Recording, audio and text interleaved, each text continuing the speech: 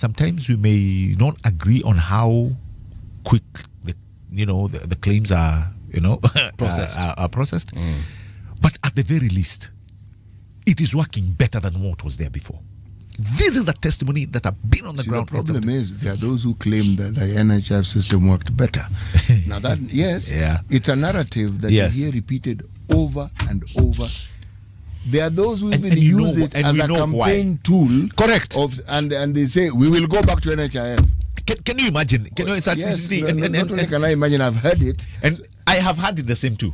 I've had the same. Somebody saying, we will revert back to, and I'm like, wait a minute.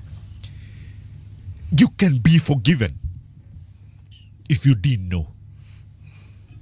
But this is somebody who was at one point sat when this thing was being structured. Part and parcel of this. At one point, he was the mouthpiece of it. But now because you want to do a political punch, you want to use SHA as a punchline or NHIF as a punchline towards popularity. Yes. And I find that to be obnoxious. It's because the government has left themselves vulnerable to attack. I don't think it's vulnerable. What you're telling people is you would rather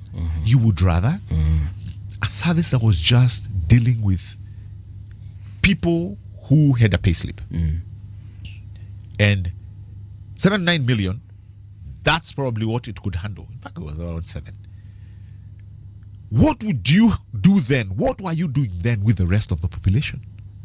And see, this is where we all need to come in with our guns blazing. So we go back to WhatsApp groups of Changisha, Nipe, Fanya. We go back to people wanazuiliwa kwa hospitali. Bodies zinashikwa.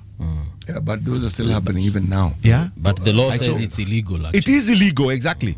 It is illegal, and that's why I'm telling you, if that would happen, there is a number